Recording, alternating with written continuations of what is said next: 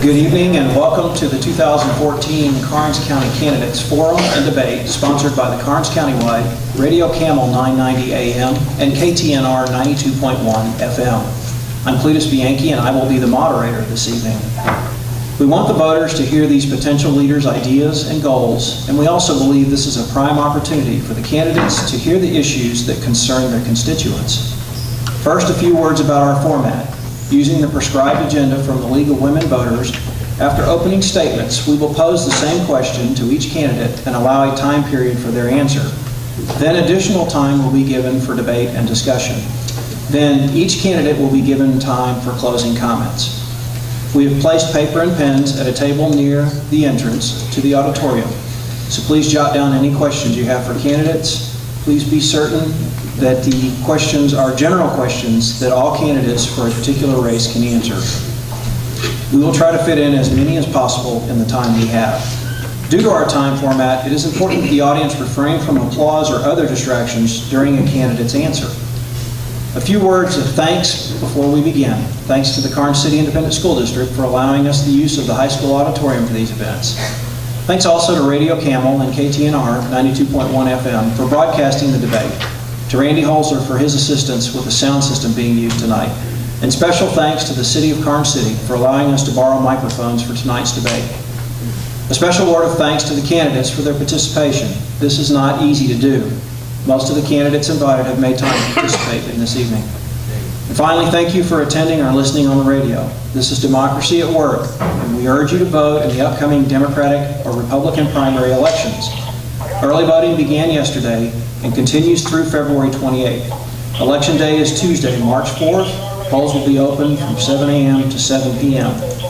And then, like they say in the movie theaters, please silence or turn off all of your cell phones at this time. So, we will begin with a brief introduction of each candidate, and they will do opening remarks. The order was drawn prior to the beginning this evening. Our first candidate will be Sharon Chesser. Ms. Chesser is a resident of Kennedy for over 49 years. Her parents are Irma Cortez Chesser and the late Albert Chesser Sr. Her life partner for over 10 years is Jose Hernandez Jr. She has worked in local government roughly 18 years, 11 years with the City of Kennedy, and over 6 years as Special Projects 911 Coordinator. She's currently employed by the Karnes County Sheriff's Office. Ms. Chesser is honest, dedicated, and dependable, ready to move forward for Karnes County by working hard to represent all of Precinct 4 as your Karnes County Commissioner. Ms. Chesser. First of all, I would like to thank everybody for this opportunity. And as a Karnes County taxpayer, I realize the job of Karnes County Commissioner is a full-time job in which I plan on working very hard to be available to find out what the concerns are to serve the people of Precinct 4 in Karnes County.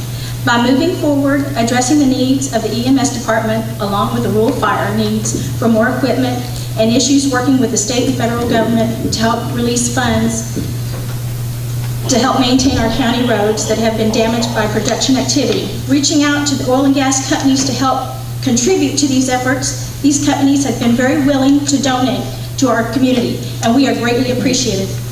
The EMS, rural fire, and the road and bridge Sheriff's Office and all of the county departments have been greatly impacted by the oil and gas production. While moving forward, the county needs to work toward competitive salaries and keeping qualified personnel. This will be most evident in the needs to hire many qualified personnel for the new jail. As Commissioner, we must be available to the public and willing to work together. I thank you. Our second candidate this evening is Carol Sweezy. Carol Sweezy is the incumbent county clerk taking office in January of 2011. Before becoming county clerk, Carol worked in the clerk's office for then county clerk Alba Jonas. Prior to this, she was employed by Karnes City ISD as a campus secretary. Carol and her husband, Karnes County native Russell Sweezy, have been married for 23 years. They have 3 children and 3 grandchildren. Russell, Carol, and their youngest daughter, Casey, live in Hobson and are members of St. Boniface Catholic Church. She is active in various community and service organizations. Ms. Sweezy. Good evening. My name is Carol Sweezy, and I am your Karnes County Clerk. First, I'd like to thank the media outlets who organized tonight's candidate forum. I am pleased to join my fellow community members who share an interest in ensuring the progress of Karnes County. And while we may hold differences in ideas of how we can help advance our community, I am glad that we are able to cordially share the stage and express our views. As Mr. Bianchi said, I have been married to Russell Sweezy for 23 years. We have 3 children and 3 grandchildren. Our youngest daughter, Casey, attends school here in Karnes City. We live in Hobson and are members of St. Boniface Catholic Church. I am a member of the Young Progressives. I currently serve as president of the Karnes City Rotary Club, and I am a member of Kennedy's Our Lady Queen of Peace Acts Mission Corps. I enjoy being involved in community events and organizations. I took the oath of office in January of 2011. Serving as your Karnes County clerk for this term has been a distinct honor and privilege. The work we have done has further advanced the clerk's office into the 21st century. I was blessed to have had 2 predecessors, Alva Jonas and my mother-in-law, Liz Sweezy, who helped pave the leadership path in the clerk's office. They established an effective and efficient department, one that was prepared for the growth and activity we have experienced these past few years. The county clerk's office serves as the clerk of county court and commissioner's court. We serve as the custodian for all public records, from land deeds to vital records. Our office collects money paid in fines and fees related to county court. These are all responsibilities that demand accountability, and I believe my office, under my leadership, has shown that transparency to the citizens of Karnes County. It has been a humbling experience to serve this community, my home. I am excited about being here and ask you for your support in this election. Our third candidate is County Judge Barbara Nyber Shaw. She was born and raised in Karnes County. She is the daughter of the late Marcel A. Nyber and Ella Jean Nyber. She has been married to Kyle Shaw for 26 years, and they have a 10-year-old daughter named Madison. Judge Shaw graduated from the University of Houston Victoria Cum Laude with a Bachelor in Science and Interdisciplinary Studies, and from Capella University with a Master's in Psychology. Judge Shaw has several years' experience in protective services and mental health mental retardation services. The Shaw family and their business partners own and operate various successful businesses in the Eagle Ford Shale area, both in and surrounding Karnes County. Judge Shaw. Thank you, Cletus. Thank you for being here, everybody. We appreciate you taking your time out. I'd like to mention that we have almost 8,000 registered voters in Karnes County. We'd like to see more of you come out for events like this. It gives you a better feel of what's going on. When you have 3% of the voters out, it I realize people have busy schedules and busy days, but it gives you skewed results sometimes of what might be going on. You can go to the Texas Association of County website, and you can see what the county judge does. We do every court. Any court that's done, I'm in that court. I'm in probate court, criminal court, and all those courts. But the reason I'm seeking re-election is that we continue to move forward. We've made obvious progress in the last 3 years. Collectively, we have worked together on large projects. We've worked to secure a new jail. We've worked on the restoration of the courthouse, and we've worked to secure money for roads. The county is ever changing with the Eagle Ford coming in here, and I think everybody knows the oil field's my home, so I proudly understand. I'm glad to have them here. It's both good and it's both bad. We see it all. We've changed, and with the changes, we have state-level representatives trying to represent and meet our needs as well. I was appointed to the Railroad Commission Task Force by Commissioner Porter so we could work on the needs and concerns that our citizens have. A lot of our decisions are not the most popular, but we also have to understand with these changes, we've met mass fatalities, we've lost friends, and we've lost family. It hasn't been easy, but we have to move forward. We have to keep going, and when we talk about equality, it needs to be for everyone.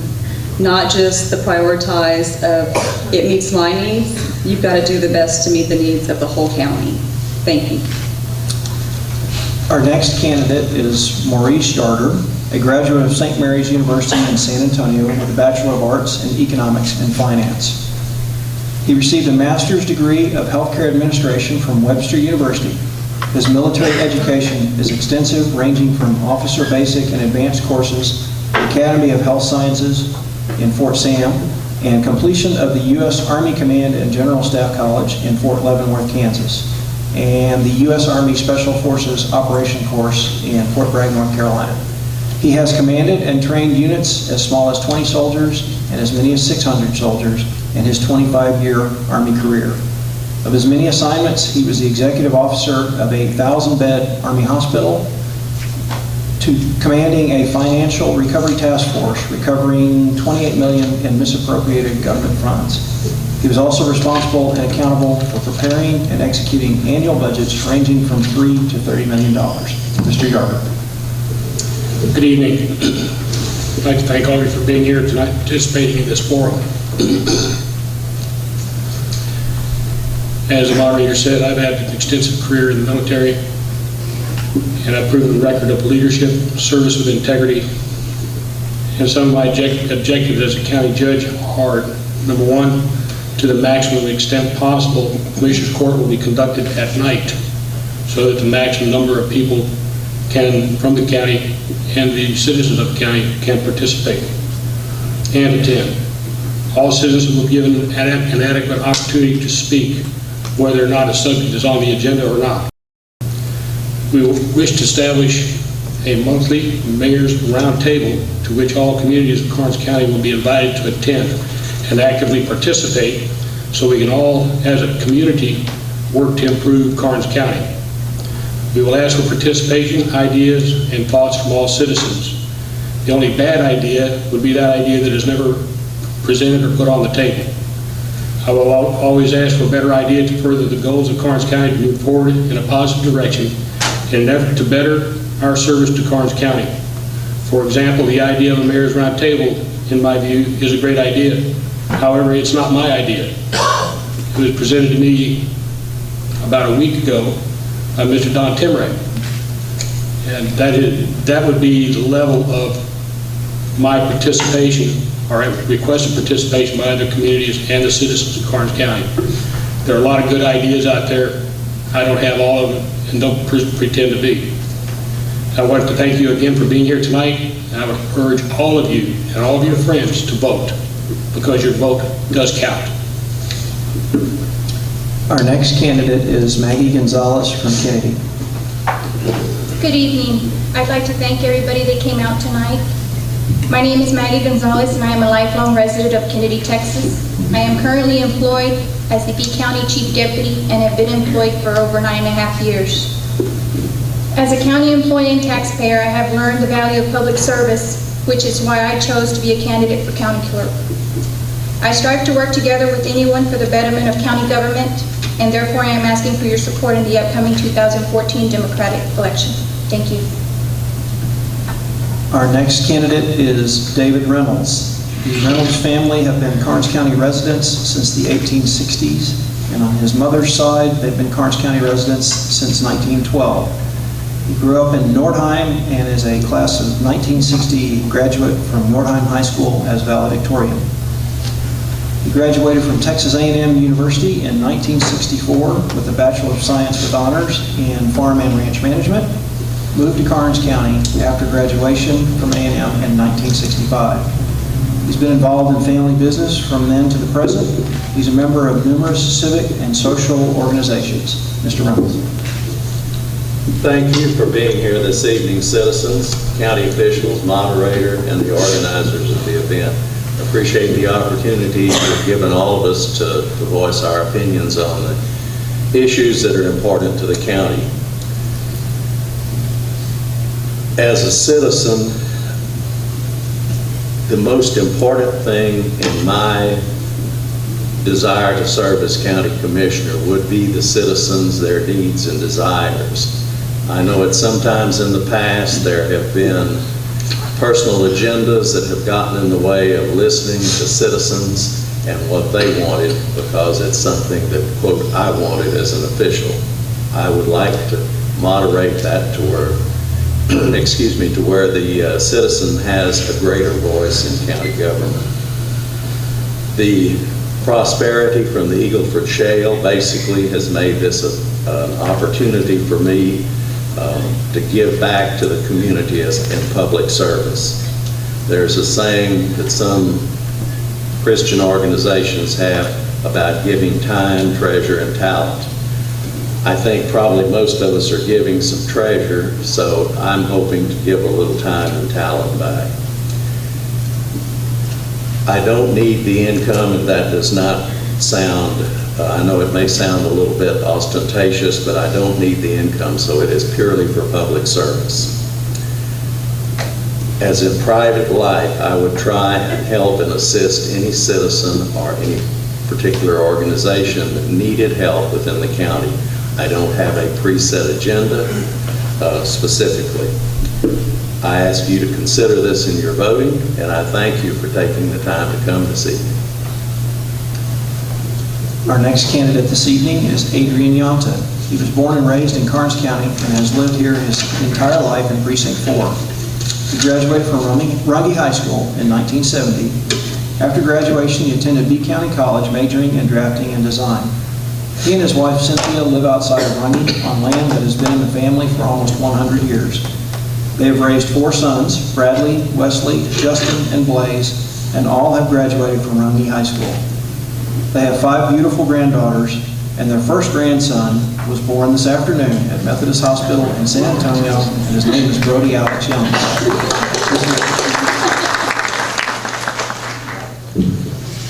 First off, I'd like to thank everyone for coming and giving this opportunity to speak before all of y'all. I am not a good speechwriter. Matter of fact, I do not write speeches real well, but I have many things that I want to say. I know it's a lot of time, but I will say this. I was born and raised in Runge on a farm that my parents, Alex and Sophie Dratzikamp, had, who it came from their grandparents, William Yamta, my grandparents, William Yamta. Well, Dad taught me, and Mom also taught me one basic thing that's really important and has been the heart of what I believe in. It's hard work, never hurt anybody. And this county needs hard workers, not only in the everyday job, but in the job of county judge, county clerk, and the commissioners. That's why I have decided to run for this position. I want to roll up my sleeves and go to work. This county has become very well known because of the Eagle Ford Shale. It's been great. Now we need to manage that money in a proper way. We need to plan for the future, for our next generation and generations to come. That's why another reason I'm running. I want to make this for my grandchildren and everybody else's grandchildren, all of the taxpayers of the county. That's why I would appreciate your vote and support in the upcoming election. Thank you.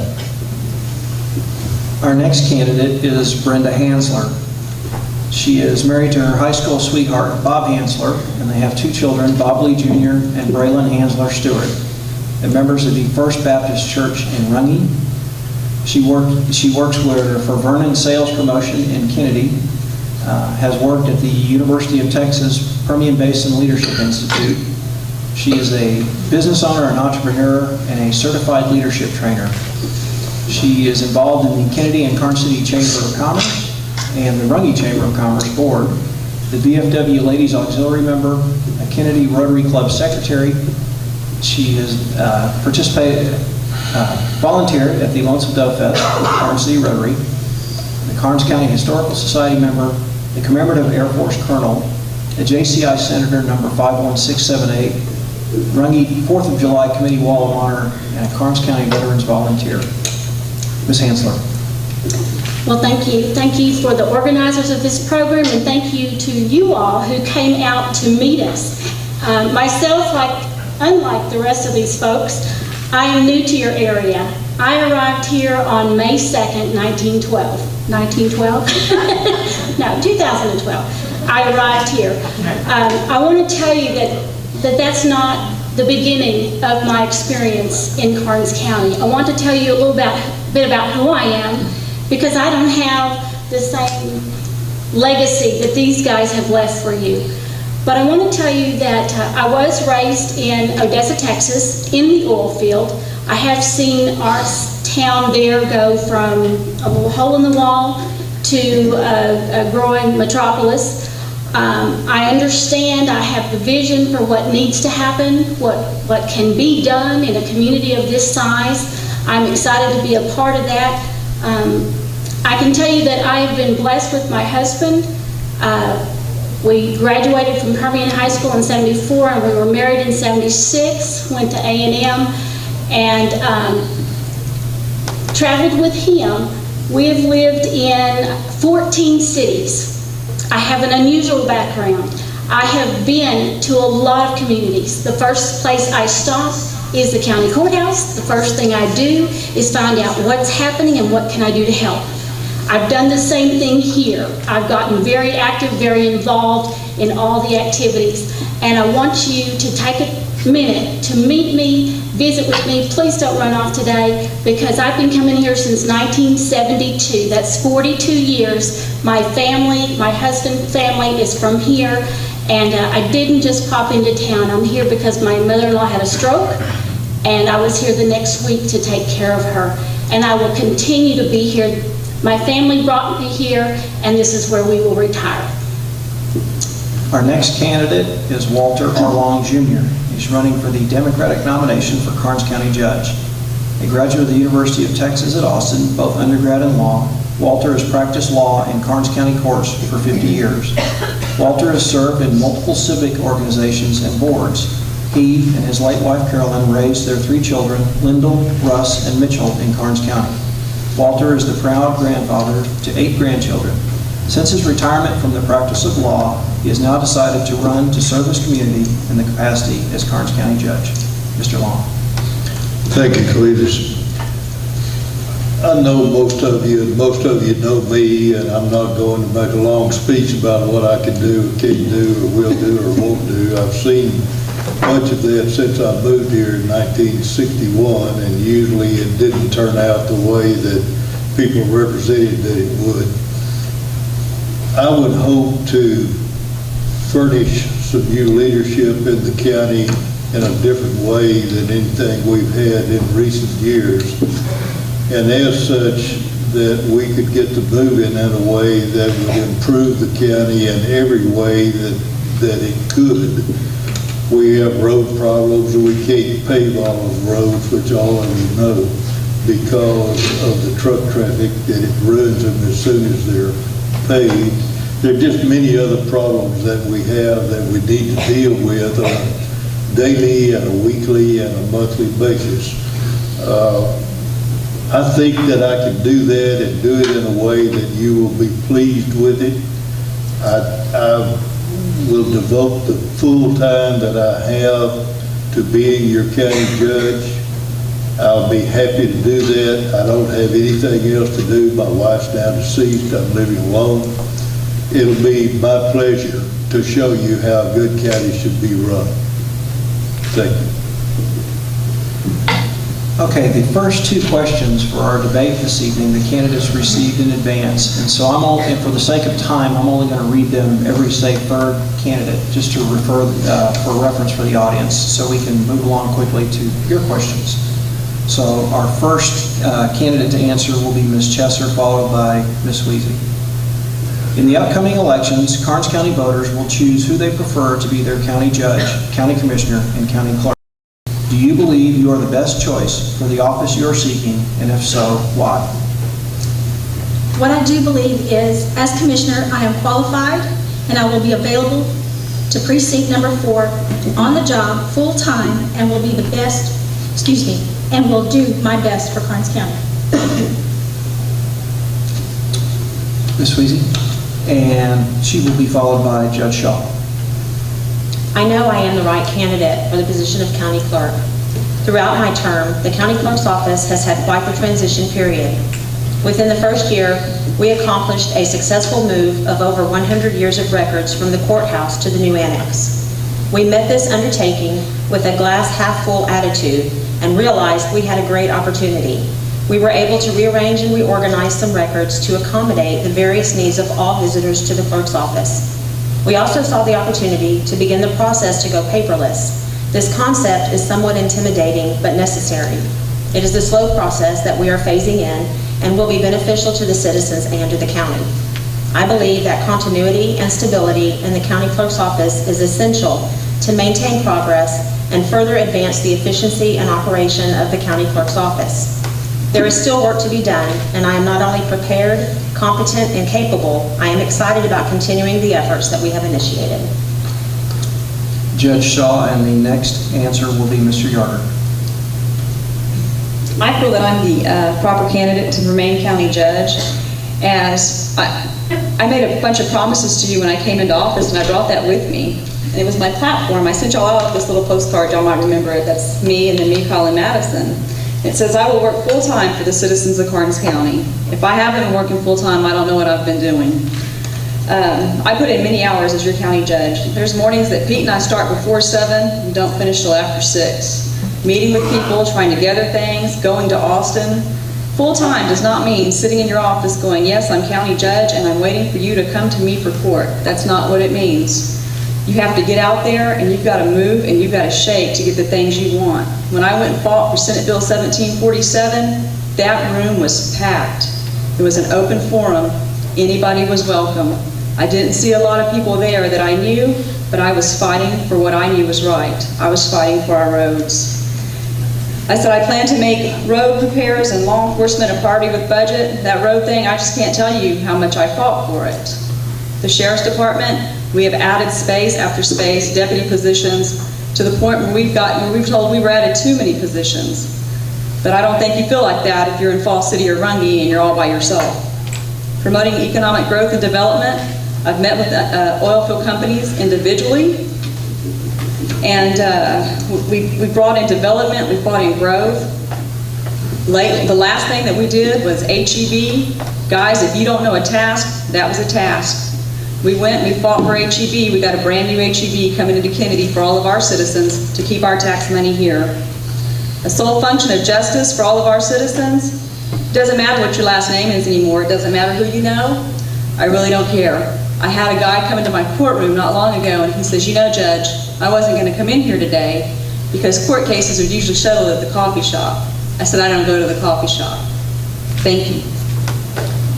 I'll repeat the question now. In the upcoming elections, Karnes County voters will choose who they prefer to be their county judge, county commissioner, and county clerk. Do you believe you are the best choice for the office you are seeking, and if so, why? Mr. Yarder, followed by Ms. Gonzalez. Yes, I believe I am the best candidate for county judge.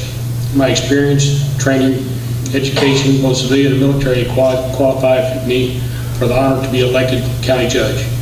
I have a proven background of duty, honor, dedication, loyalty, sacrifice, and demonstrated leadership, which makes me solely and uniquely qualified for the office of county judge. Thank you. Ms. Gonzalez, followed by Mr. Reynolds. Yes, I believe I am the best candidate. I have over 9.5 years experience in the county clerk's office, with that experience ranging from commissioner's court, county and civil court, probate court, and any and all other office duties the county clerk is responsible for. With that being said, I plan to be a full-time county clerk to fulfill all these duties. Mr. Reynolds, followed by Mr. Yonta. With all deference to Cletus and Joe, who did the questions, if I didn't think I was the best candidate, I would have not signed up to start out with. That having been said, I have a lifetime of experience in the county and around the county, primarily in Runge, but to some degree in Kennedy and Karnes City. I have management experience. I question whether any of the other candidates have very much management experience. I have a multitude of life experiences. You are basically running a big business when you run county government. I question how many people have actually run a business that are running for the office. I certainly think I probably have the best educational background. And further, I don't think any of the other candidates have ever made payroll or to any great degree have made payroll. So on that basis, you need business management in the courthouse and the commissioner's job. I will be available and I will do whatever is necessary. I'm not going to commit that I will be there every minute of every day, but I will certainly be there for the meetings and I will take care of whatever needs to be taken care of. I'll repeat the question one more time. In the upcoming elections, Karnes County voters will choose who they prefer to be their county judge, county commissioner, and county clerk. Do you believe you are the best choice for the office you are seeking? And if so, why? Mr. Yanta, followed by Ms. Hansler. I believe I am the best qualified candidate for this office. I have been asked to run before for this office, and I declined. That was many years ago.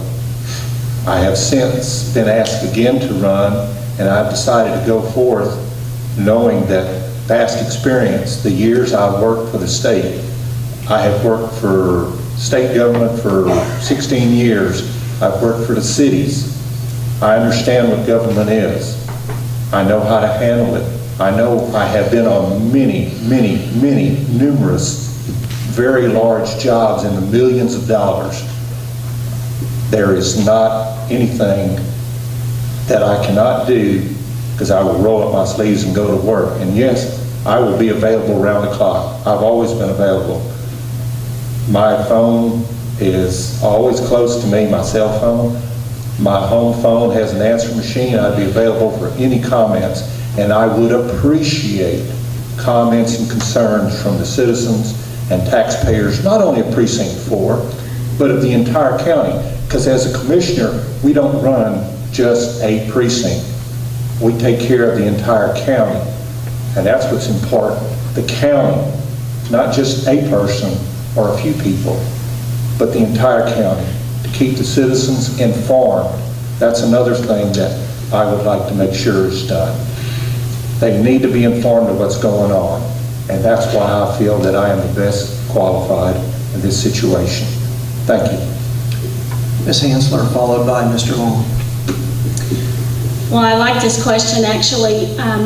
I feel like I am the most qualified for several reasons. One is I've lived this job for many, many years. I'll tell you, back in 1986, I went from community to community, and I identified community leaders, movers and shakers, and I talked to them about their needs in their community.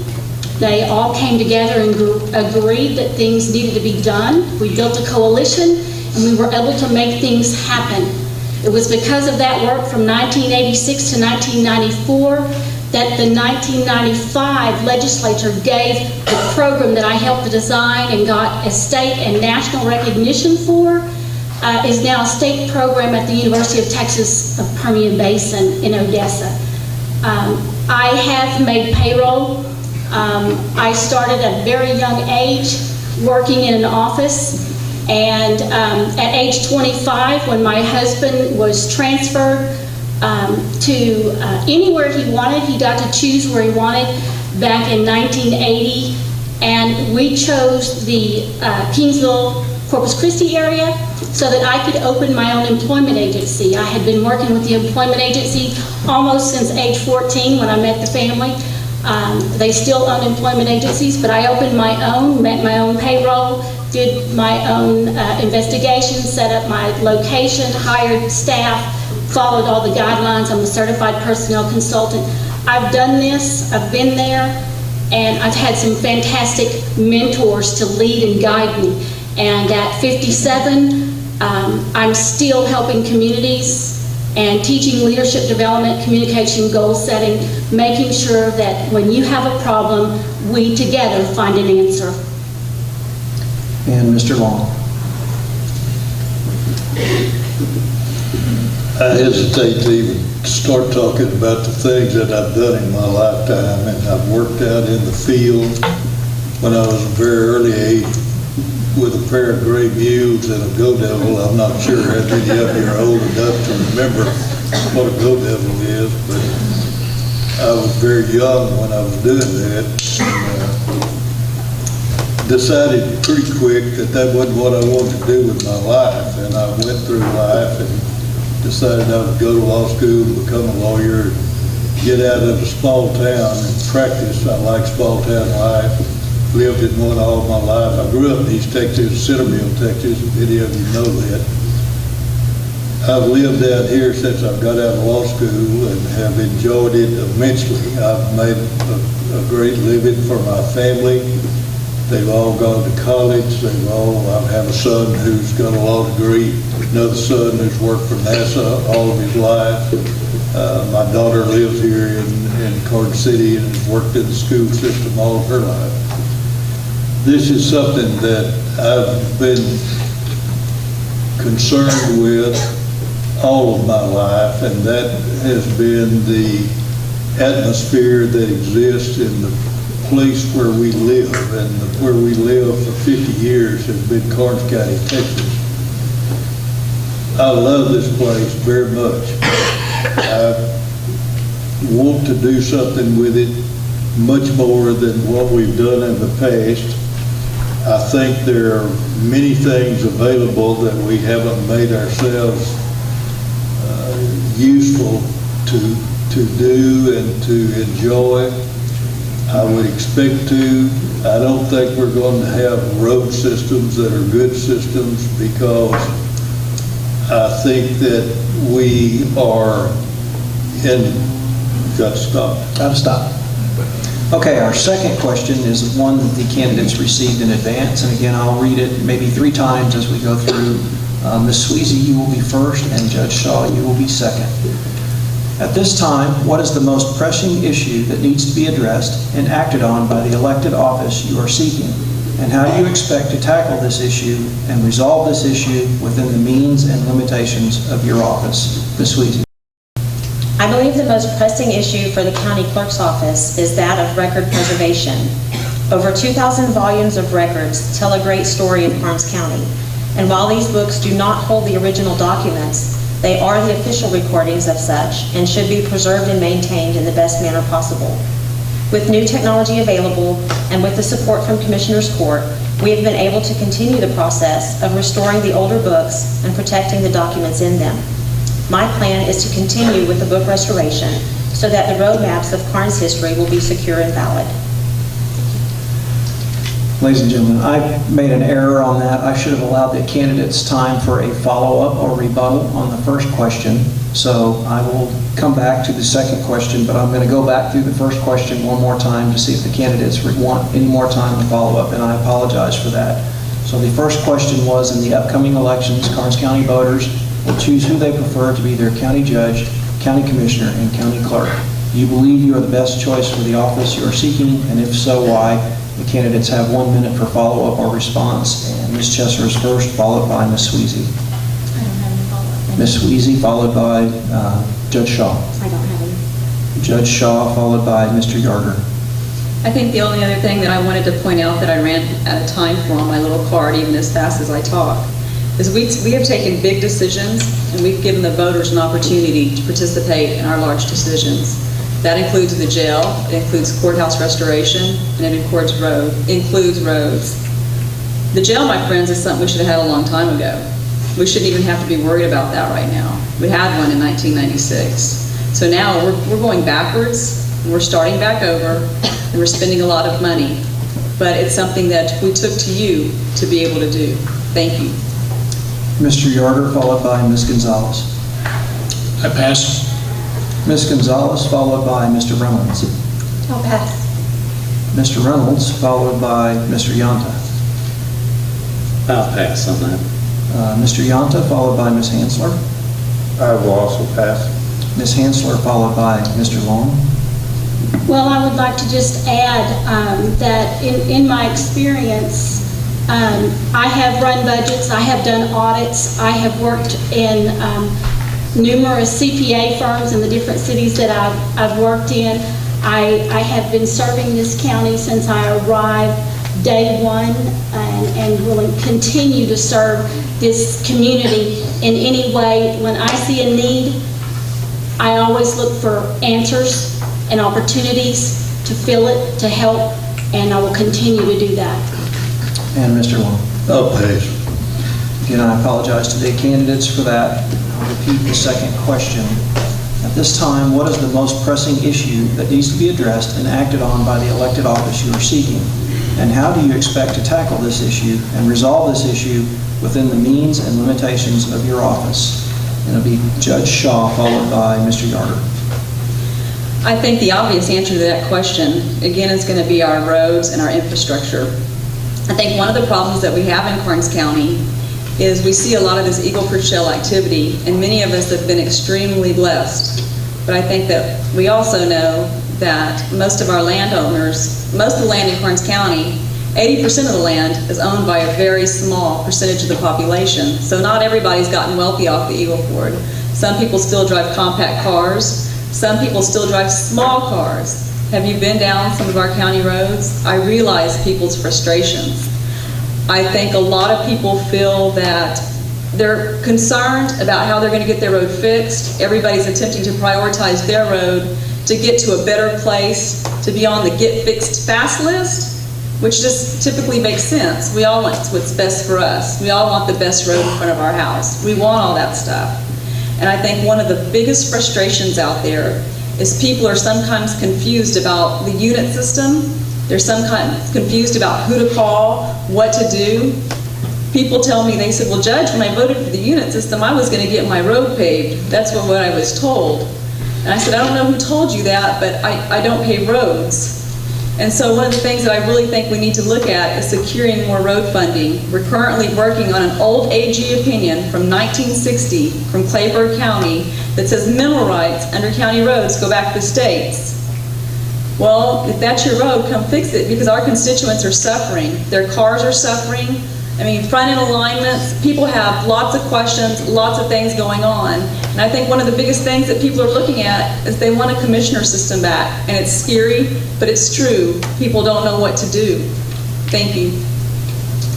Mr. Yarger, followed by Ms. Gonzalez. In my view, the most pressing issue for the office of Karnes County Judge is leadership.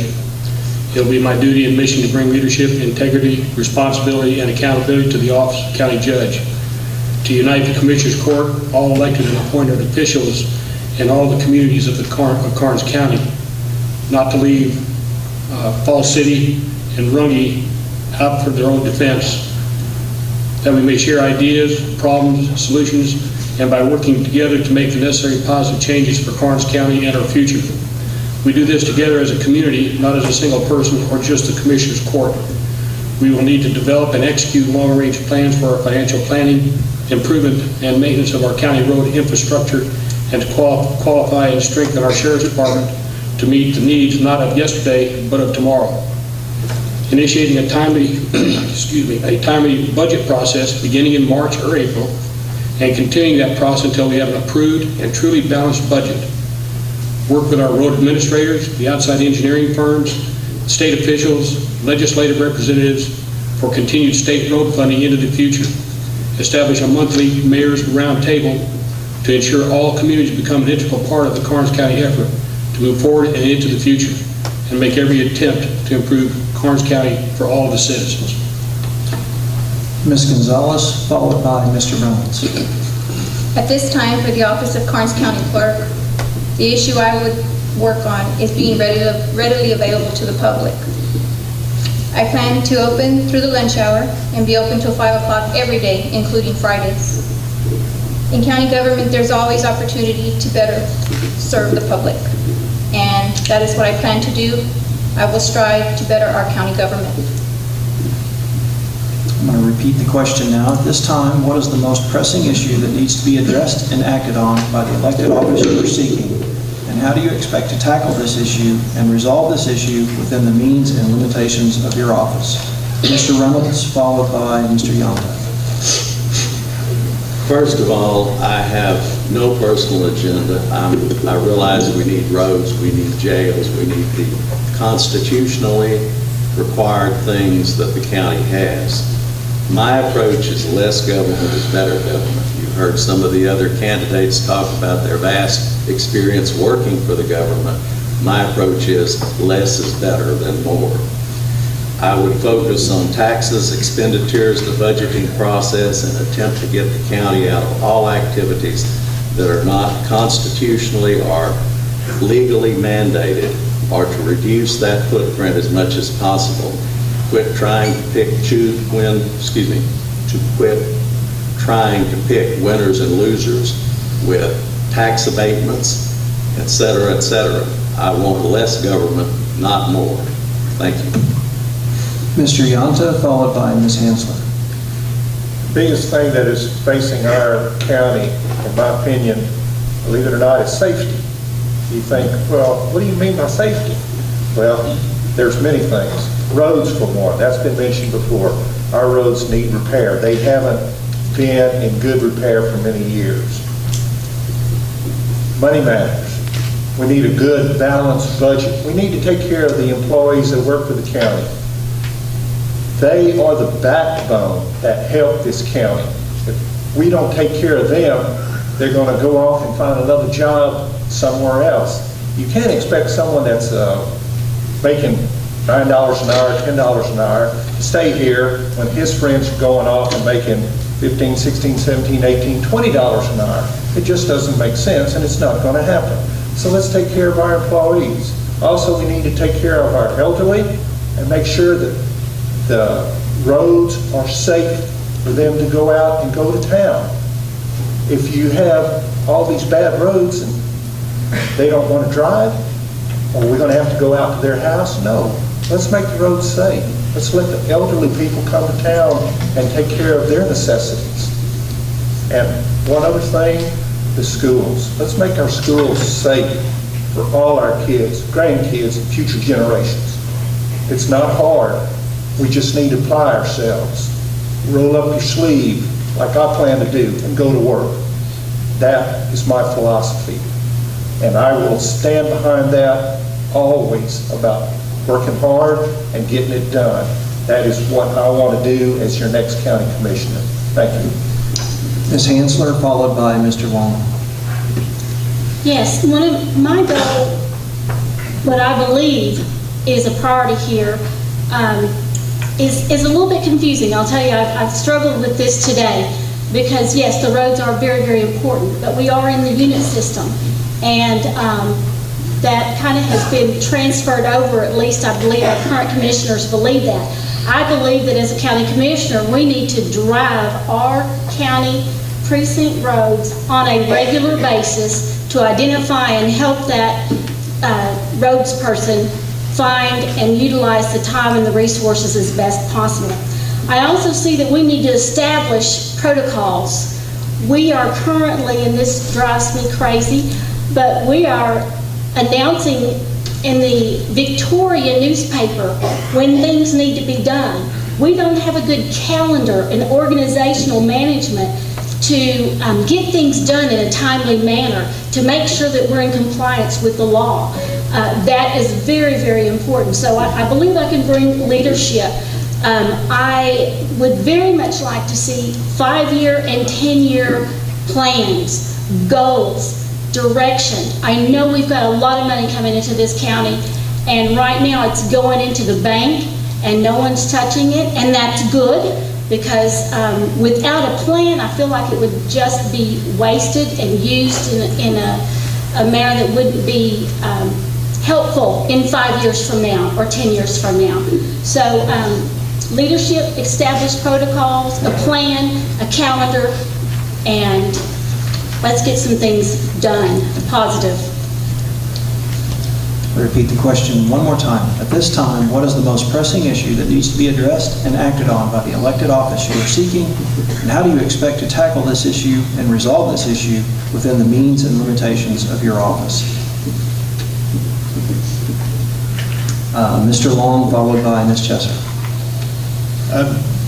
I think the way we need to do this is that I think the biggest problem we have is the proper expenditure of the money that we have available. Has been for a good while.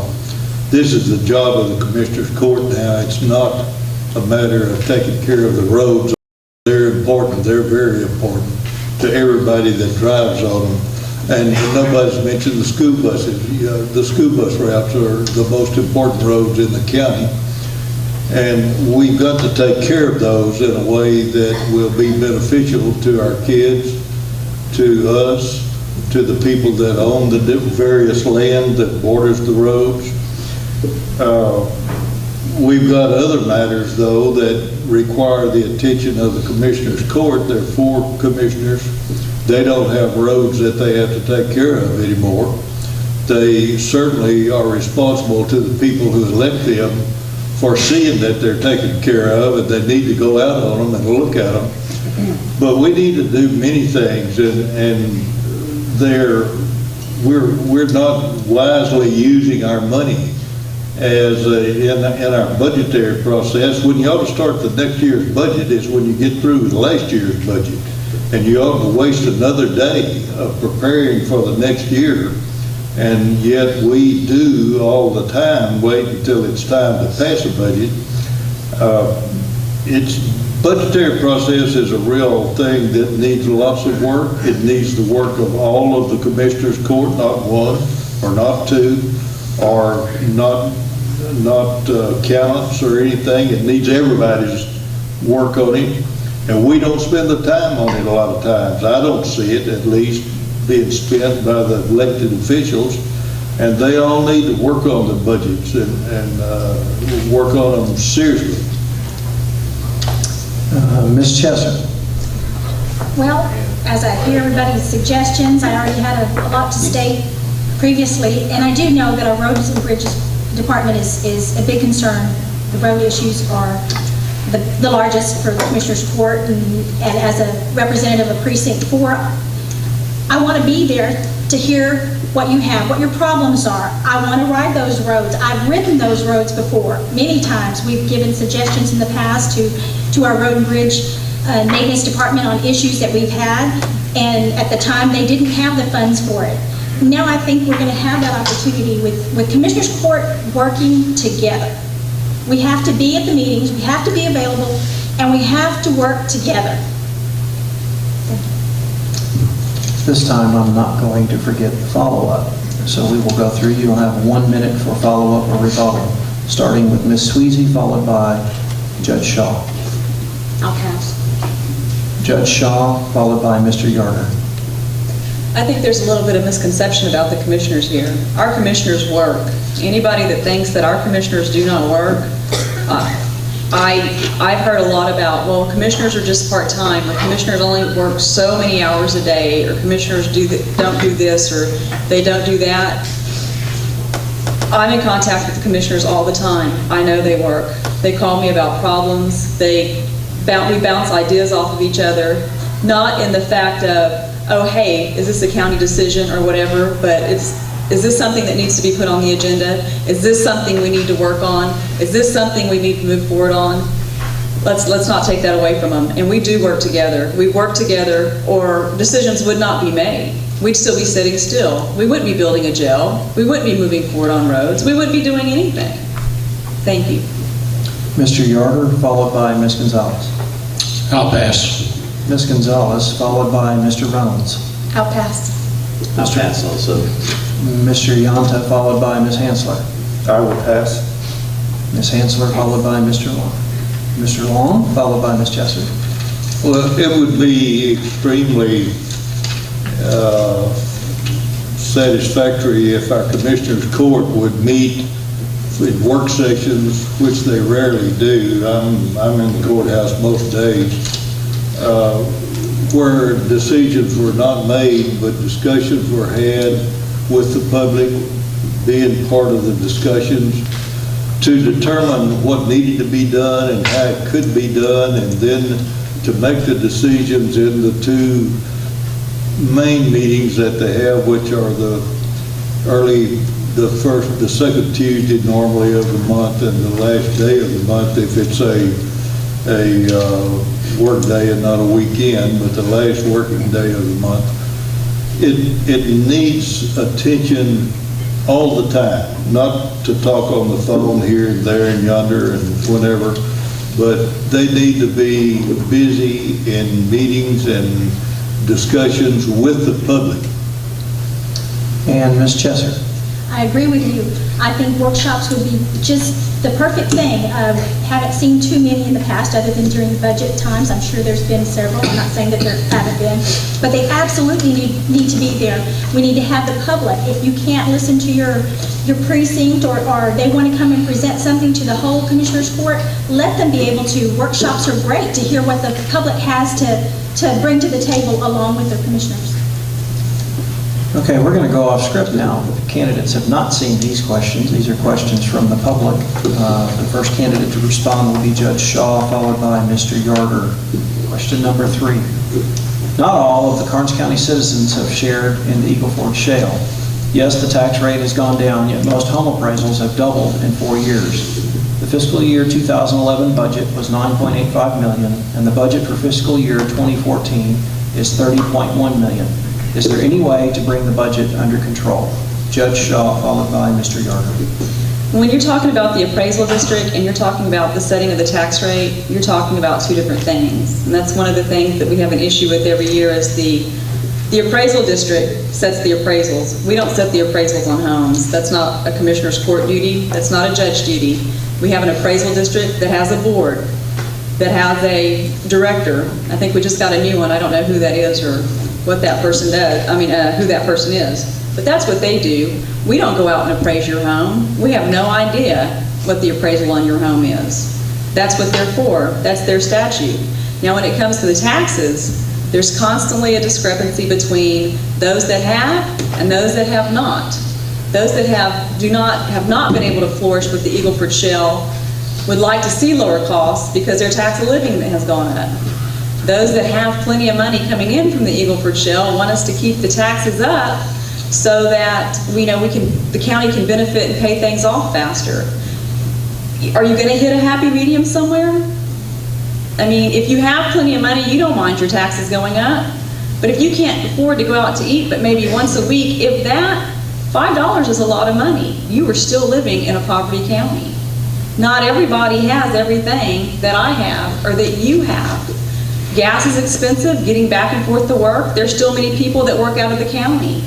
We talk about these types of things, and it's not going to become a balance. Appraisals will eventually, as the economy declines, will go back down. But right now, they're sky high because of the Eagle Ford, because we have money.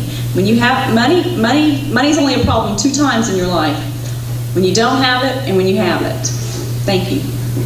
And I will repeat the question for each candidate on these. Mr. Yarder will be followed by Ms. Gonzalez. Not all of the Karnes County citizens have shared in the Eagle Ford Shale. Yes, the tax rate has gone down, yet most home appraisals have doubled in 4 years. The fiscal year 2011 budget was $9.85 million, and the budget for fiscal year 2014 is $30.1 million. Is there any way to bring the budget under control? Mr. Yarder, followed by Ms. Gonzalez. I think the question really is controlling the budget.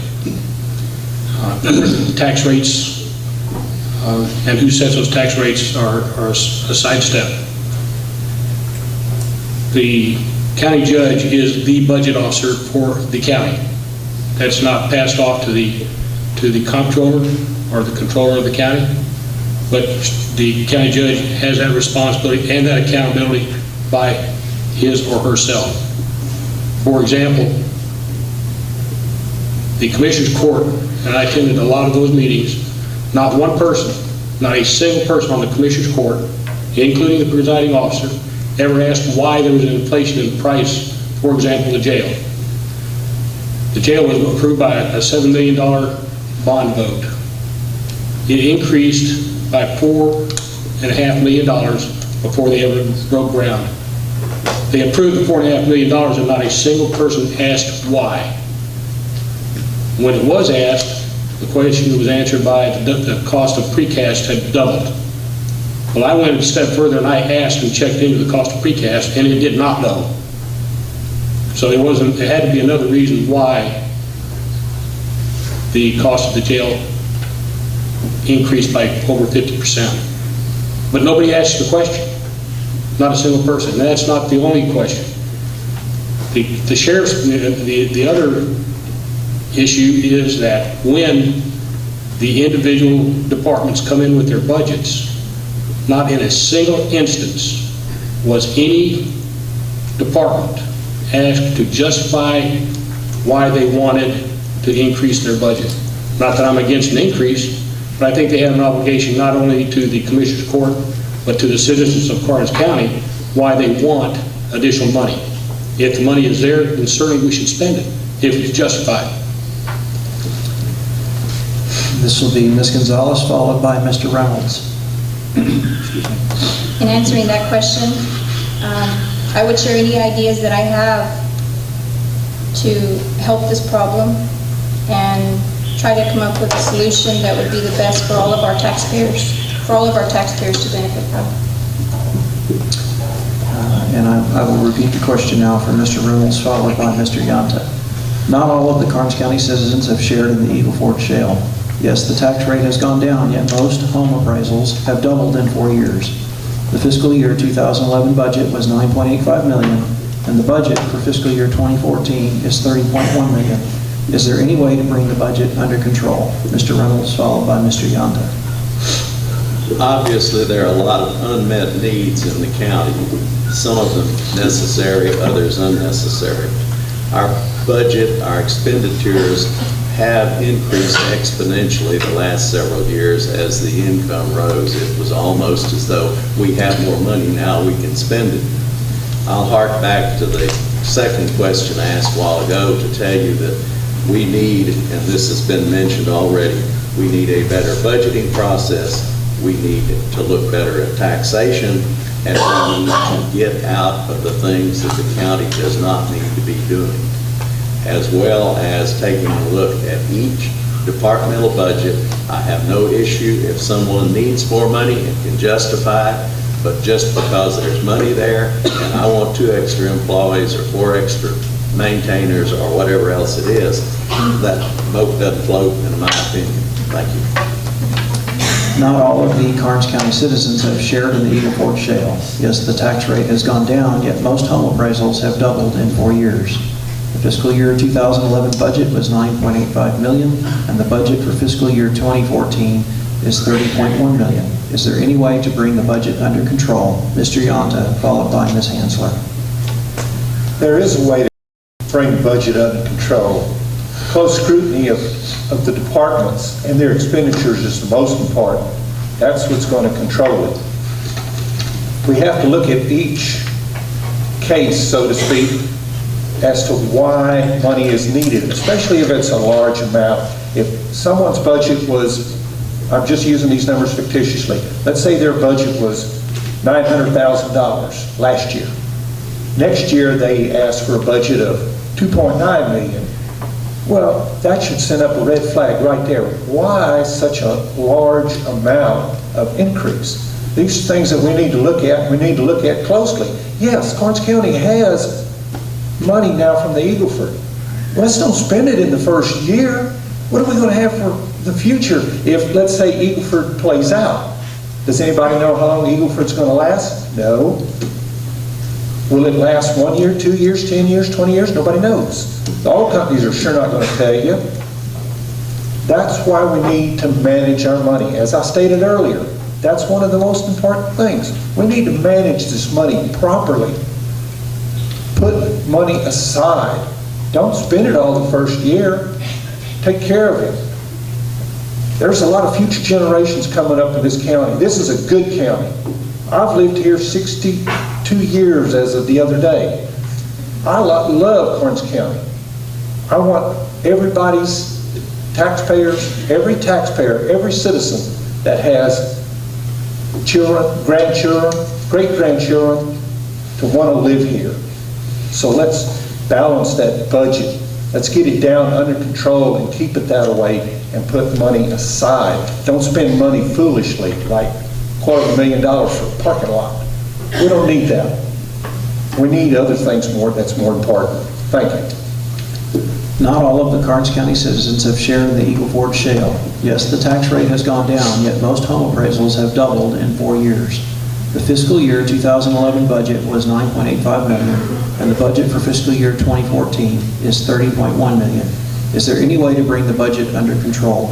Ms. Hansler, followed by Mr. Long. I believe our budget is growing because our community is growing, our county is growing. When I first moved here, you could count the number of people. When I started coming here back in the 70s, you could count the number of people here. A report was done when I first moved here, and they identified over 15,000 oil field workers We're living in RVs and motor homes, mobile homes, hotel buildings, etc. You have to expect to need more resources. We need more fire, we need more police, we need more sheriff. That means more equipment, that means more vehicles. As you all know, we've got the Karnes County Historical Society and our county courthouse, which is a gorgeous building, but we had to build the other building to utilize, which meant more supplies and more equipment. The jail means more building, more insurance, more equipment. It's going up because the need is there, because we have the people, unfortunately, that are needing to be incarcerated or whatever. But I think if we watch the money and develop that 5-year plan and make sure that we're taking care of while the money's here. If it wasn't here, we wouldn't be able to build a new facility. We wouldn't be able to do the various things that are happening. So it is time while it's here, because it won't be here forever, and if we don't do it now, we won't have the money when it's gone. Not all of the Karnes County citizens have shared in the Eagle Ford shale. Yes, the tax rate has gone down, yet most home appraisals have doubled in 4 years. The fiscal year 2011 budget was $9.85 million, and the budget for fiscal year 2014 is $30.1 million. Is there any way to bring the budget under control? Mr. Long, followed by Ms. Chesser. Well, the answer to that is, of course, yes, there is a way, and it's based in the Commissioner's Court. They have the authority to decrease that budget in any way that they choose to. They need to meet more. They need to consider the budgetary process more than they have been. And that's a full-time job now. It's not a part-time job. They don't have to do road work anymore. It's a full-time money management job, and they need to start taking care of it in Commissioner's Court. They need the leadership that the judge can furnish sometimes. Since I've lived here, we've had commissioners furnish leadership, not always the judge. The judge is the one that you would expect to, but we need to start doing something on a regular basis in Commissioner's Court to take care of this problem. Not all of the Karnes County citizens have shared in the Eagle Ford shale. Yes, the tax rate has gone down, yet most home appraisals have doubled in 4 years. The fiscal year 2011 budget was $9.85 million, and the budget for fiscal year 2014 is $30.1 million. Is there any way to bring the budget under control? Ms. Chesser, followed by Ms. Sweezy. You know, we're in a unique situation. It's very different. We don't have anything to go by in the past other than trying to utilize the monies that we have for the situation. But looking out in the audience, I see many county employees, many people that I work with, different departments, and let me tell you, what they've gone through, each department has expanded in their workload in so many different ways, and it's expensive. Their workload has, I'm going to just be kind about it, tripled. And I know this from experience in working for the county. We can get a budget. We can work on it in this workshop, working together, listening to other people's ideas, our public. You are co-employees, everybody. But it is unique because it's brought concerns that we didn't have before. Yes, we had road issues. We didn't have quite the money to fix them. Now we might have a little more money to fix them, but the traffic going through there isn't going to, it's not going to stop, it's not going to slow down, and us putting brand new surfaces on everything isn't going to fix the situation.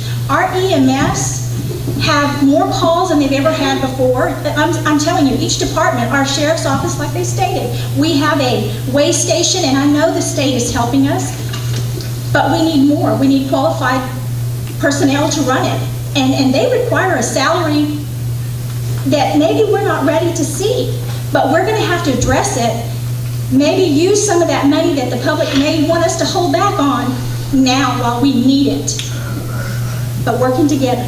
Thank you. Not all of the Karnes County citizens have shared in the Eagle Ford shale. Yes, the tax rate has gone down, yet most home appraisals have doubled in 4 years. The fiscal year 2011 budget was $9.85 million, and the budget for fiscal year 2014 is $30.1 million. Is there any way to bring the budget under control? Ms. Sweeten. Well, I believe it's reasonable to expect some increase each year in each department. I think that happens. But I think following a strict timeline on requests, so that there's time then for discussion later on to talk about the increases and why they may be needed. I agree with the justification for any increases. By the end of the budget process, everyone is tired and frustrated, and so last-minute requests tend to get passed pretty quickly, and that jacks the budget request up a lot. So a structured timeline and following that timeline from each department and having those discussions with the department heads timely, so that at the end of the process, when it's time to make approvals, the commissioners and the judge have had time to ask for any justification or review any justification for those requests, and instead of doubling the budget right away, maybe phase in what you need over the next 2 or 3 years. Now the candidates will have the opportunity for a 1-minute follow-up or rebuttal. We'll have Judge Shaw, followed by Mr. Yarder. One thing I would like to say is our elected officials don't come to us with an empty hand. They come to us with copies of what they need or stuff that they've asked for. They come to us with different various bids. They do their homework. Let's not say that they're not doing their homework and just coming in at the end. But we're kind of past the pen and pencil stage. Some of our newer programs and software that we're able to obtain now is a little bit more costly. Hopefully it's going to last longer. We're buying longer, license agreements, stuff like that. But let's not discredit our elected officials and say that they're not doing their homework. In many instances, the vendors will drag it out and they don't get their bid in a timely manner like they think they're going to. They literally have to work for it. They know when their budgets are due. They do try. They try to get stuff to us. And if you're ever sitting in there, you know how hard it is sometimes to come up with the stuff that you need. But they bring us documentation. They bring us examples. They show us what they're buying. We know what they're getting. Thank you. Mr. Yarder, followed by Ms. Gonzalez. Budget process needs to start in March or April, not in June or July. That way it gives everyone adequate time to start the budget process and develop their requirements for the coming year. One of the problems that we have too with the budget is, and it becomes automatically inflated, is when you start to pass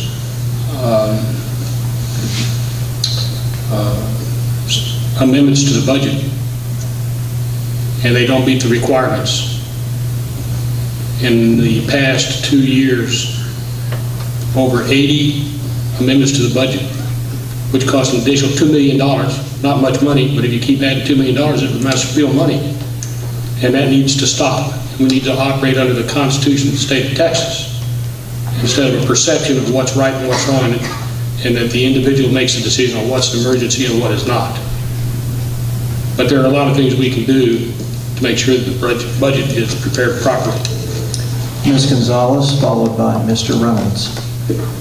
First of all, I think we need to work together, get our priorities in order, and then we can decide on a 5-year plan. Mr. Reynolds, followed by Mr. Yonta.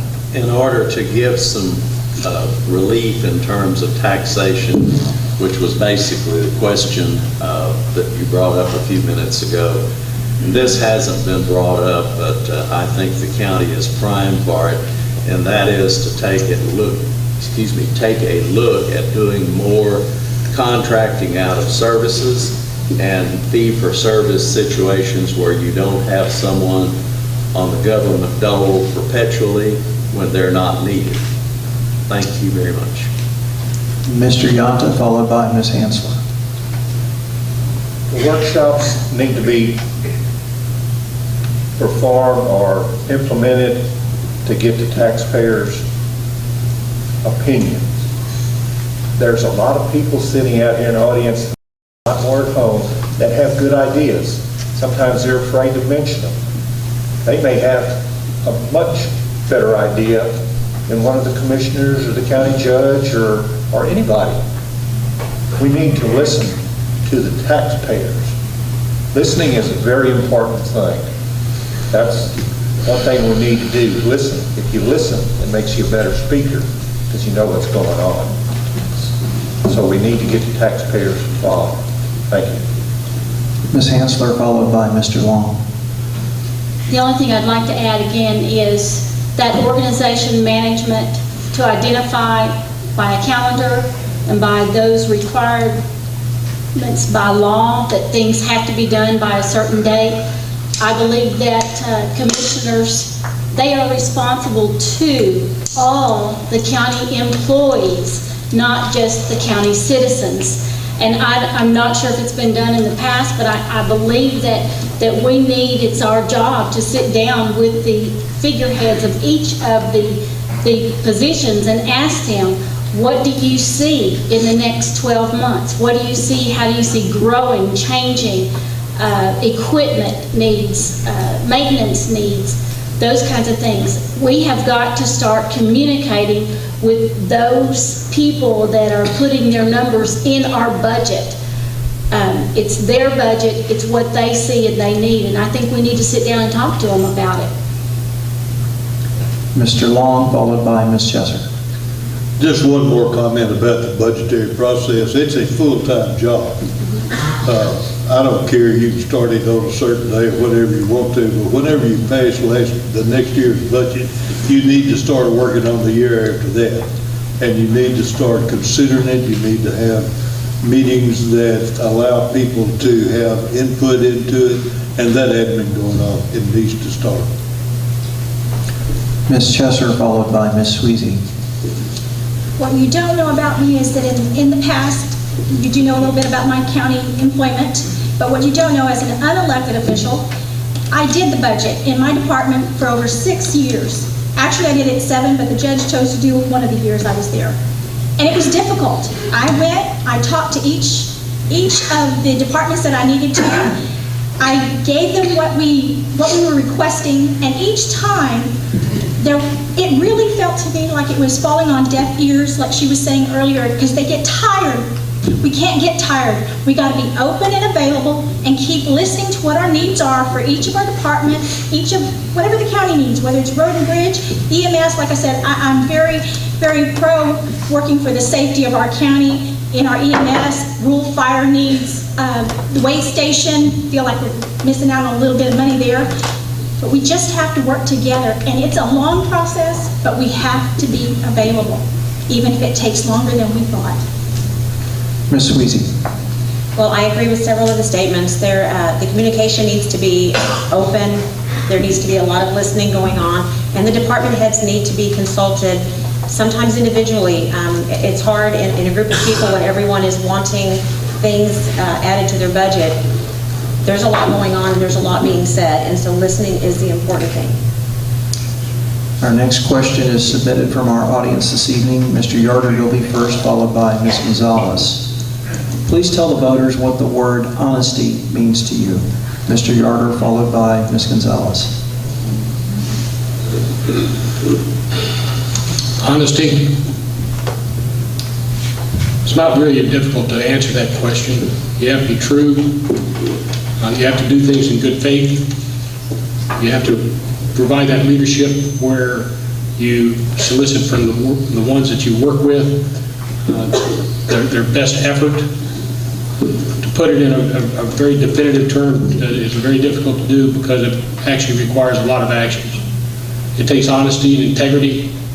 It takes leadership. It takes courage for honesty. And some people just don't have that ability to do that. Thank you. Please tell the voters what the word honesty means to you. Ms. Gonzalez, followed by Mr. Reynolds. First of all, honesty to me would be to believe in something. Because if you don't believe in anything, you can't stand for anything. Please tell the voters what the word honesty means to you. Mr. Reynolds, followed by Mr. Yanta. It would be the integrity that an individual has, that whatever he or she put forth would be abided by in their actions. That if they made a comment that I will do so-and-so, that comment was followed through on, unless there was some overbearing reason that it couldn't be or shouldn't be. But basically, it's the individual's integrity and his ability to function within those limitations. Please tell the voters what the word honesty means to you. Mr. Yonta, followed by Ms. Hansler. Honesty to me means simply taking care of the county and the taxpayers and the citizens of this good county. If you say something, do it. Don't just say, well, I want to help cut taxes, and no, you can't do it, or not to a great extent. If you're going to say something, stick to it. Do what you want to do. Do what you say you're going to do. Make the people respect you and your decisions. That's what counts. If they respect you, you will respect them. And that's the whole ballgame in a nutshell. If you respect your citizens, your taxpayers in this county, they're going to respect you. They're going to know you're a man or woman of your word. That's what counts. Stick to your word. If you tell somebody, well, I'm going to do it this way, then do it. Make them proud. Make them proud to be a citizen of Karnes County like I am. I'm proud to be a citizen. That's what honesty means to me. Please tell the voters what the word honesty means to you. Ms. Hansler, followed by Mr. Long. Honesty is, in my opinion, a Christian value. As a Christian, I believe honesty is the way you live. Honesty is how you treat other people. As a Rotarian, I think that is the best definition of honesty, and I'll just repeat to you for those of you that are not Rotarians. But first, is it the truth? Is it fair to all concerned? Will it be beneficial to all concerned? And let me think. I'm not standing up there at the podium. Is it fair to all concerned? Will it be beneficial to all concerned? Will it build goodwill and better friendships? It's all about doing what's right, listening, and making sure that you don't do something that you'd be ashamed of, embarrassed of, wouldn't want your grandmother to know about. It's doing the right thing. Please tell the voters what the word honesty means to you. Mr. Long, followed by Ms. Chesser. We've gotten, how many, 8 good opinions? No, 7 so far. None of them are wrong. It means to me doing what you say you will do. If you give your word of any kind, that you stand by that and do the things that you say you will do. Don't make representations that aren't, and you know this is a terrible thing to ask a lawyer to start with. But nonetheless, I've lived with it 50 years, practiced law, and had a good reputation for honesty, I believe. I don't think anybody has said anything wrong about it. I think that every one of you has a different viewpoint about honesty, but nonetheless, it means sticking by your word, doing the things that you say you will do. Don't say things that are not true. I think all of you understand what honesty means. Please tell the voters what the word honesty means to you. Ms. Chesser, followed by Ms. Sweezy. Honesty is truth in the way of life. It's the way you live. It's knowing that you've got your limits and that you can't tell somebody that you can do something solely when you know better. No promises made that you cannot keep. Please tell the voters what the word honesty means to you. Ms. Sweezy, followed by Judge Shaw. Honesty. Say what you mean and mean what you say. If you give your word to someone, make it count.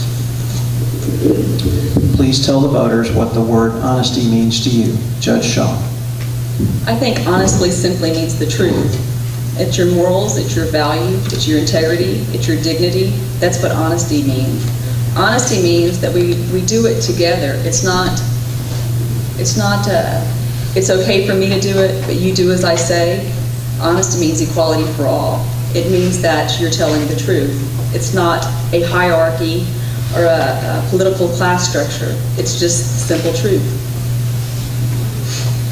Each candidate now has 1 minute for follow-up or rebuttal.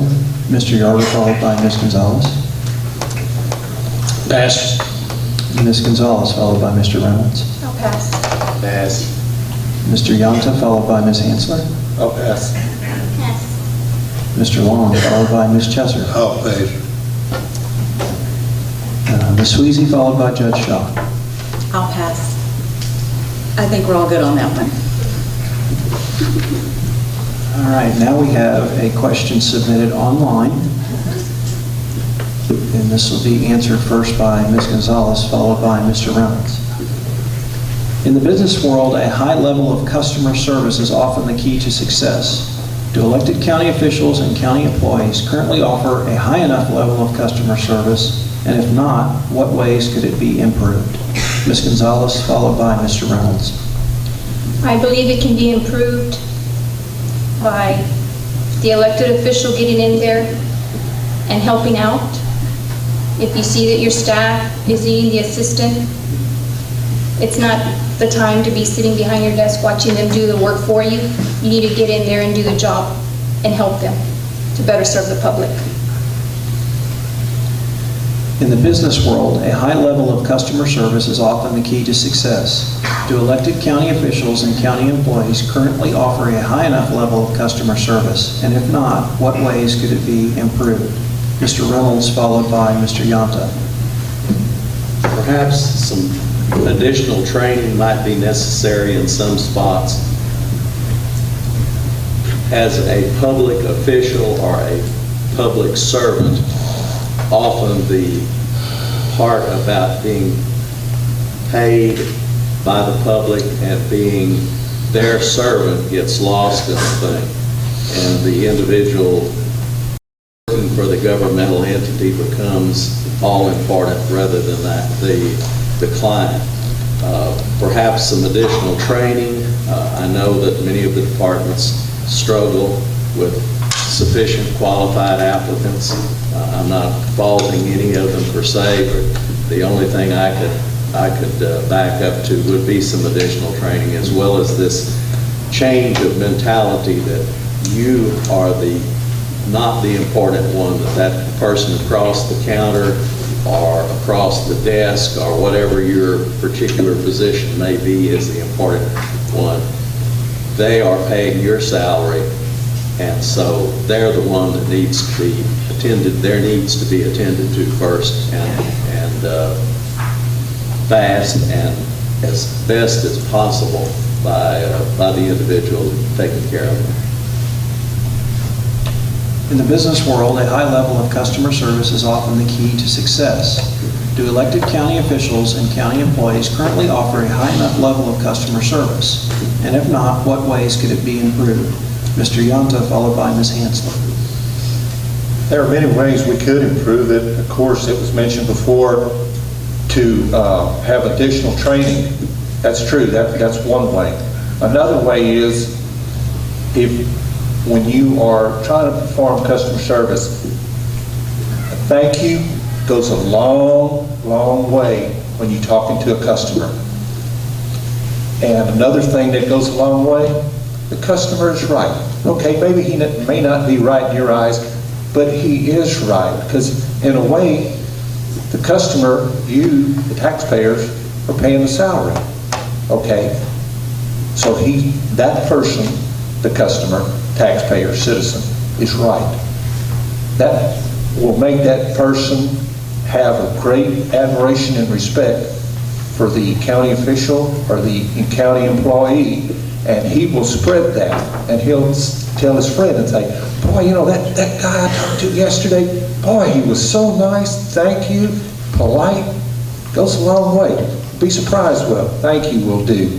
Just a little couple of words. And it'll spread like wildfire. That's one good way, of course.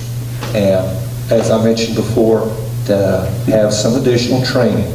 And the supervisors can do some of that at a safety meeting. They just say, all right, now listen, when you go out and you see your customer, be sure and tell them thank you. And that's what I'm saying now, thank you. In the business world, a high level of customer service is often the key to success. Do elected county officials and county employees currently offer a high enough level of customer service? And if not, what ways could it be improved? Ms. Hansler, followed by Mr. Long. I'm going to say I don't believe that we have enough customer service. I can tell you that I've been researching and trying to find things and trying to prepare for this for probably 4 to 6 months before it was time to put my name on the dotted line and commit to being a candidate. Customer service is a 24/7 thing if you are a county employee. It's 24/7. When you leave that office, you can't be someone else when they run into you at the grocery store or at the football game or something like that. Customer service is something that is trained, and it's also ingrained in who you are. And it's important that we do the training and assign someone in each of the offices to provide that customer service.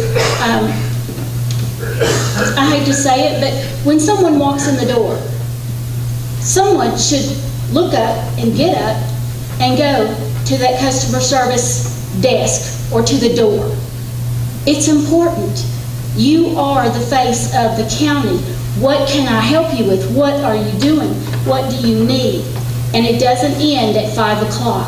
It's something that we need to look at and address and make sure that we're listening to our customers and asking for their input. What would they like to see us do? What would they like to have done? But customer service is something that I think we need to address because, well, frankly, it took me forever to find a map of the precinct, to get the roads for the precinct, to identify all kinds of things. It's not there. Nobody knows. It's a big question mark.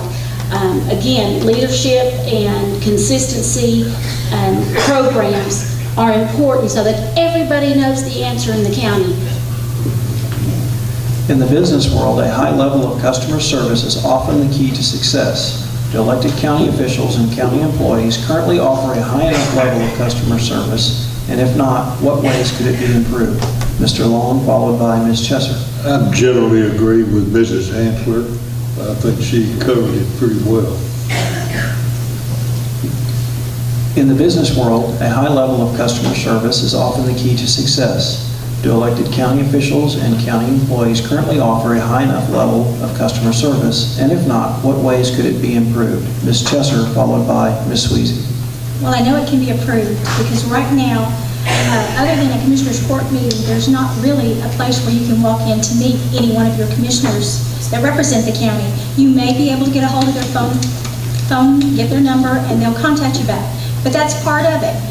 There is no space currently. That is something that the county's going to have to work on.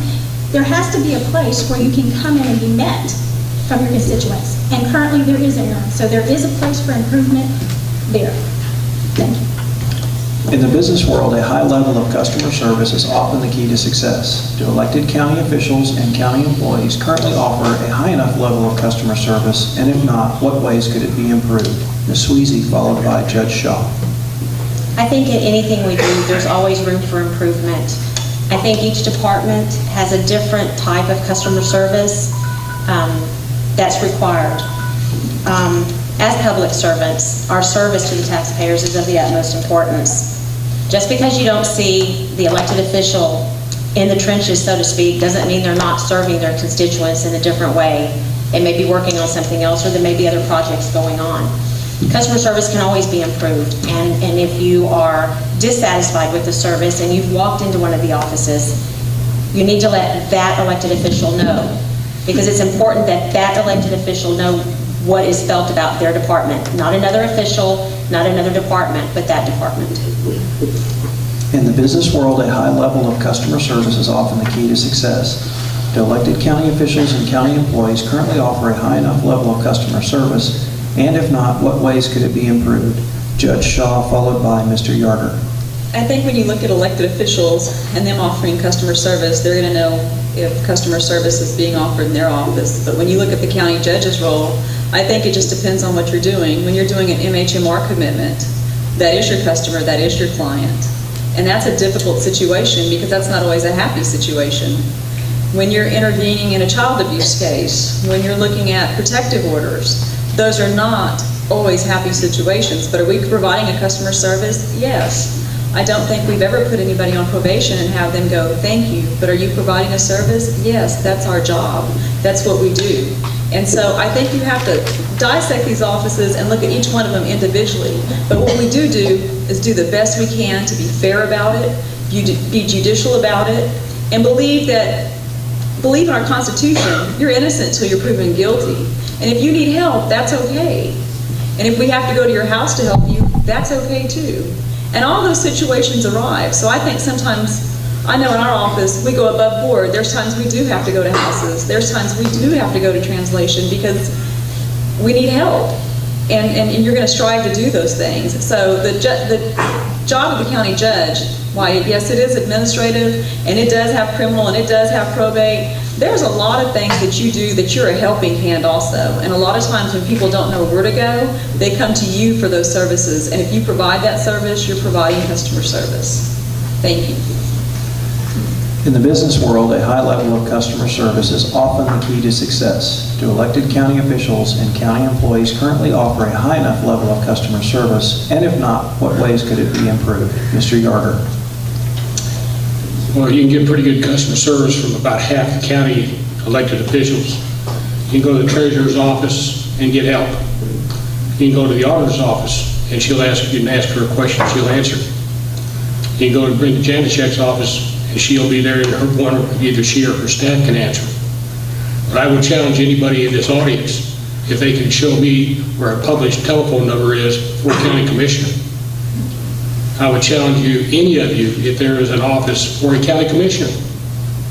They operate out of their car, they operate out of a briefcase, but they don't operate out of an office, nor do they maintain or keep any standard office hours. There's no way to contact them unless you just happen to have their telephone number.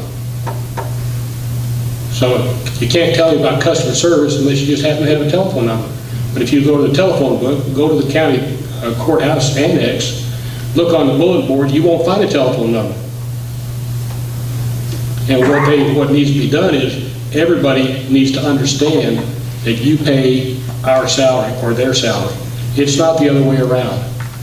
We're not there to make it convenient for the public officials. We're there to make it convenient for the citizens. And we don't do that, and we do not do it well. Thank you.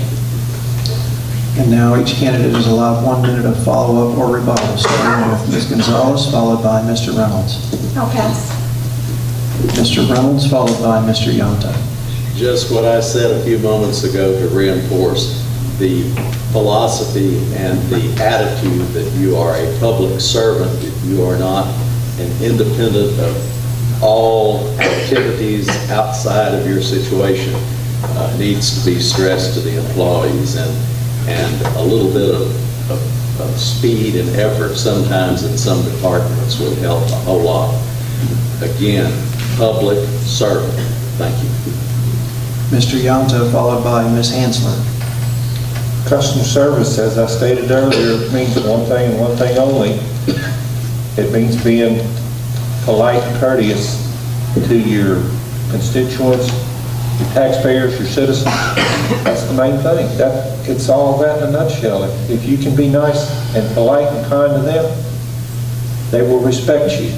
And that's what it all boils down to, is respect. Thank you. Ms. Hansler, followed by Mr. Long. I'll just reiterate, it's 24/7. You're never off. Wherever you are, whatever you do, as a county employee, you better be prepared to help your constituents, and even those in different districts than yours or precincts than yours. You need to help and know the answers, what's going on in your county government. Mr. Long, followed by Ms. Chester. I think that the matter has been covered well by the whole group. Ms. Chesser, followed by Ms. Sweezy. I agree with Mr. Long. Ms. Sweezy, followed by Judge Shaw. None of us are perfect, but if we're true public servants, we'll take your criticism and we'll take your suggestions and we'll improve customer service for everyone. Judge Shaw, followed by Mr. Yarder. I think we've covered that. And Mr. Yarder. Please read the question. In the business world, a high level of customer service is often the key to success. Do elected county officials and county employees currently offer a high enough level of customer service? And if not, what ways could it be improved? I think I've already answered that. Thank you. Unfortunately, we're running out of time for the questions that we received both online and in the audience. But at this opportunity, the candidates will have a two-minute closing statement, closing remark. And I think they would all be willing to stick around afterwards to answer your questions if they were not asked this evening. So we will begin with Ms. Chesser, followed by Mr. Yarder. I'll make this one pretty short. I'd appreciate the chance to represent Precinct 4 for Karnes County and would do the best of my ability. Thank you. Mr. Yarder, followed by Judge Shaw. I was commissioned as second lieutenant at the ripe age of 22. I spent my entire adult life defending the Constitution of the United States and also the Constitution of Texas. I was also a commissioned officer of the Texas National Guard. One thing that I think is most important is, in my defense of the Constitution, I was also defending your right to vote. And that is one of the most important things that an individual can have, and that no one can take away from you. But you can give it away. And 75% of the population of Karnes County and 75% of the United States of America gives their vote away. They don't vote. And your vote counts. Every vote counts. So I urge you to vote. I urge all of your neighbors to vote. Ask them to vote. Take them to vote. And please vote, because your vote does count. Thank you. Judge Shaw, followed by Mr. Reynolds. I think we've talked a lot about equality, integrity, and honesty. And, when those topics come up, everybody has a lot to say. But I strongly encourage you to beware of imposters. When you look at candidate signs and they tell you what they're doing and they tell you what's going on, we have candidate signs out there that says an experienced full-time county judge. I'm the only one here. I don't think anybody up here on this panel has been a judge besides myself. We have things that say things like integrity and honesty. And we look at old papers and I've heard, well, there's so much bickering in the county. Let's look at old papers. Let's go back in May and February of 2010 and see a different commissioner's court being removed, bad things happening. We're finally moving forward. We've had our commissioner's court try to be removed by people that are now saying that they want to better the county. How many times are we going to go back and forth and saying, well, that one wasn't good enough, so let's remove all those and go get us another one. Let's remove those and go get us another one. I don't remember as many elections as you folks do, probably one of the younger folks on this panel. I remember when Miss Lindsay was a tax assessor collector, poison pen letters came out because Miss Ender was going to be a better choice. I can remember when Miss Ender was tax collector assessor, poison pen letters came out because Miss Frankie was going to be a better choice. I can remember when Mr. Gentry ran for judge, poison pen letters came out talking about a death in his family and soliciting votes. And you talk about honesty and integrity, I don't think anybody would ever use a family member's death for that. So if we're going to be honest and if we're going to look at integrity, stay on track. I do hope you go out and vote. I hope you go out and vote for the right reasons. You have the choice to hire and fire. That's customer service. We do it all the time in the oil field.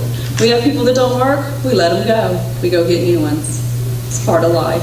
I hope you go out and vote, and I will promise to keep doing things for you honestly and integrity. Thank you. Mr. Reynolds, followed by Mr. Yonta. I certainly appreciate the patience of everyone here this evening as we plowed through the questions, hopefully answered some of your concerns. If not, as was mentioned, if you have any questions for any of us individually, I'm sure everyone will be happy to answer them. I would ask the public, Precinct 4, to consider my candidacy. I think I have the only management mentality in there. I've spent less than 5 years of my life that I got a paycheck. Outside of that, I've always been on my own and managed other people.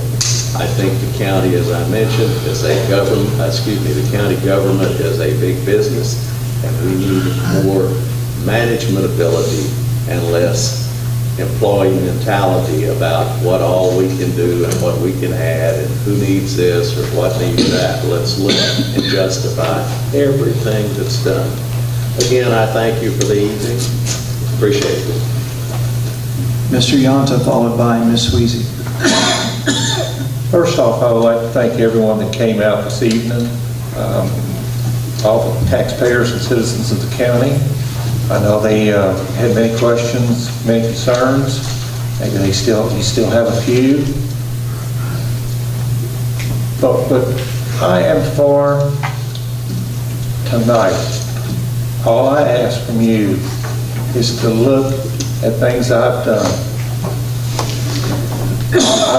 I've worked on many businesses, many large projects, and always have come out good with them. I've helped companies. I've helped individuals through rough times. I'm not trying to be the world's greatest person, because nobody is perfect. But as my parents told me to roll up your sleeve and go to work, I was in the field at a very early age too. I was driving tractor when I was in the 2nd grade. Dad taught me that. That one day didn't want to work, and Dad said, "Well, good, you don't have to eat." Well, I'd rather eat than not eat, so I stay on tractor and work. That's the way I feel as this position of county commissioner. I hadn't put in for it if I wouldn't give my all to it. I don't give 100%.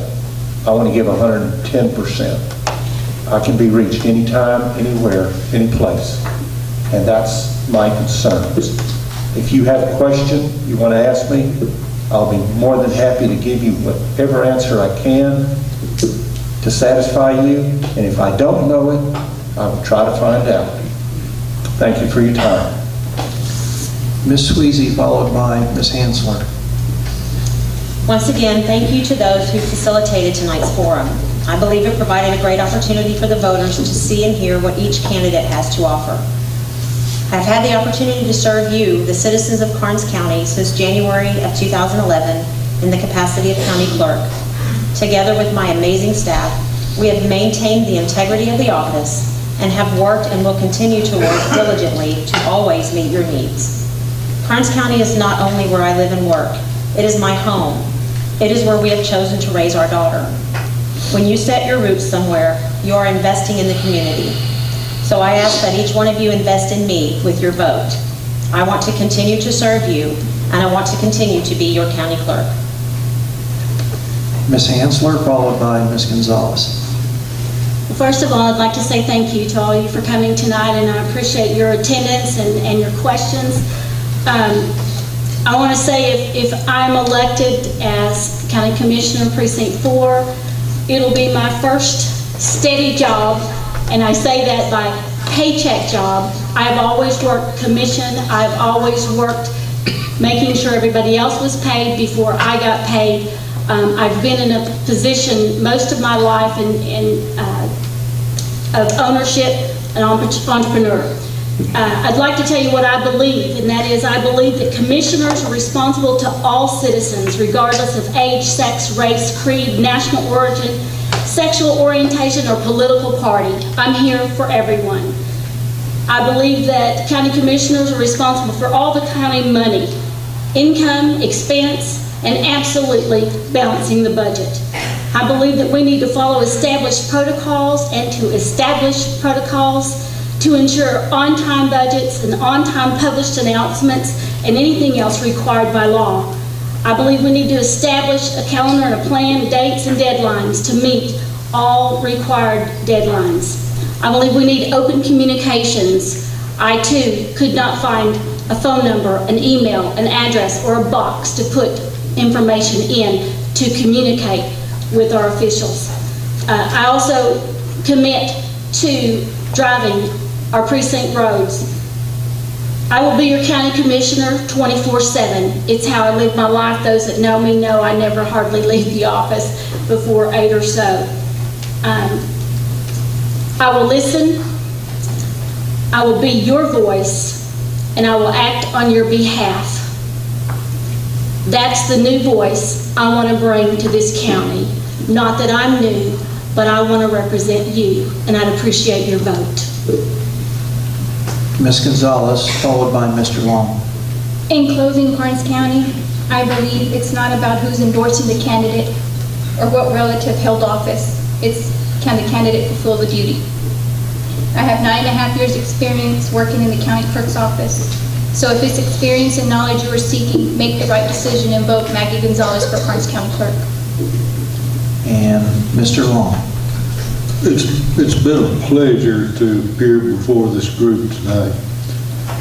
I also would like to thank all of the people who are listening on the radio, and I think we've got another stream that are listeners, and we appreciate those people taking the time to hear this and to get an idea of what we're about and what we think. And I'm hopeful that if I get elected as county judge, that I can run a county that, and the county judge doesn't run the county, of course, but different people have different influences. And I would hope that I could influence it in a way that would be open and above board and helpful to everybody who lives in this county. Thank you. Ladies and gentlemen, that concludes our forum and debate for 2014. You are reminded that the upcoming Democratic and Republican primaries, early voting began yesterday and it continues through February 28th. And the election day is Tuesday, March 4th. Polls will be open from 7 a.m. to 7 p.m. I would again like to emphasize our thanks to the Karnes City Independent School District, the countywide, Radio Camel, KTNR 92.1 FM, and the City of Karnes City for facilitating this. Thanks to all of you for coming and participating and listening online. And this is not easy. It's hot up here. They don't know the next 4 or 5 questions what they're going to be. They've got to think on their feet. These candidates deserve a round of applause and your respect, and stick around